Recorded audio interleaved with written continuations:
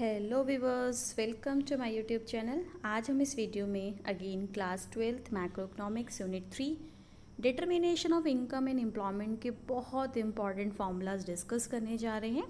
और बेसिकली इस यूनिट से जितने भी न्यूमेरिकल क्वेश्चन पूछे जाते हैं तो उन न्यूमेरिकल क्वेश्चन के लिए आपके लिए फार्मूलाज को प्रैक्टिस करना बहुत ज़रूरी है। और इस वीडियो में मैंने टोटल 20 फार्मूलाज जो है वो मैं आपके साथ डिस्कस करूँगी, तो उनको ज़रूर प्रैक्टिस करिए ताकि आप न्यूमेरिकल सेक्शन को अच्छे से कवर कर सकें। तो चलिए स्टार्ट करते हैं। सबसे पहला है formula number 1, y is equals to C plus S, income is either consumed और save. Second, consumption function is equals to C bar plus B into Y. Third, saving function, आपको पता है कि it is equals to minus C bar plus 1 minus B into Y. APC is equals to क्या होता है, C upon Y, यानी consumption upon income, that part of income which is consumed. APS S upon Y, that part of income which spent on saving, यानी APS क्या हो गया, S upon Y. Next formula MPC, MPC is equals to change in consumption due to change in income. MPS change in saving due to change in income. Eight formula APC plus APS always equals to 1, MPC plus MPS always equals to 1। 1 में से APC minus किया, what we get, APS. 1 minus APS is equals to APC, 1 minus MPC is equals to MPS, 1 minus MPS is equals to MPC.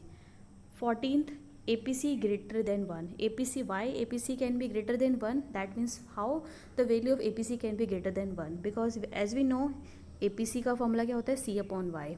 और हमें ये भी पता है कि consumption can be greater than income, consumption income से ज़्यादा हो सकती है। तो अगर मान लो किसी पर्सन की इनकम 100 है और वो कंजप्शन जो है वो मान लो 200 का कर रहा है, तो जब हम इसको कैंसिल करेंगे तो एपीसी की वैल्यू क्या आएगी बेटा, 2।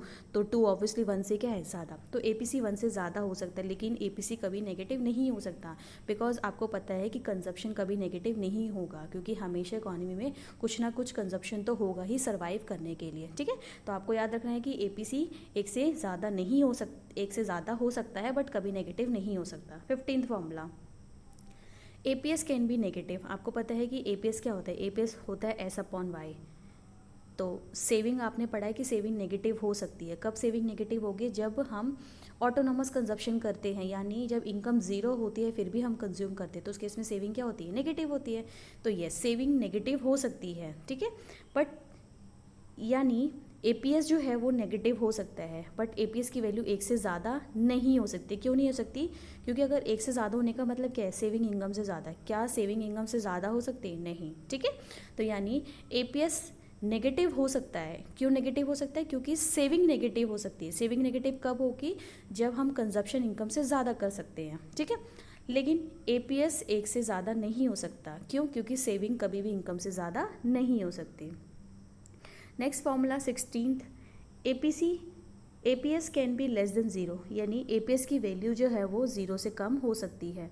0 से कम होने का मतलब क्या है, नेगेटिव होगा, तो यस एपीएस जो है वो 0 से कम हो सकता है, नेगेटिव हो सकता है, क्योंकि सेविंग नेगेटिव हो सकती है। ठीक है, स्लोप ऑफ सी फंक्शन, यानी कंजप्शन फंक्शन का स्लोप क्या होता है, एमपीसी। सेविंग फंक्शन का स्लोप क्या होता है, एमपीएस। और एमपीसी और एमपीएस दोनों की वैल्यू जो होती है वो 0 से 1 के बीच में लाई करती है, यानी एमपीसी और एमपीएस इसकी वैल्यू हमेशा 0 से 1 के बीच में होती है। ये हमेशा दोनों जो है वो 0 से 1 के बीच में होते हैं।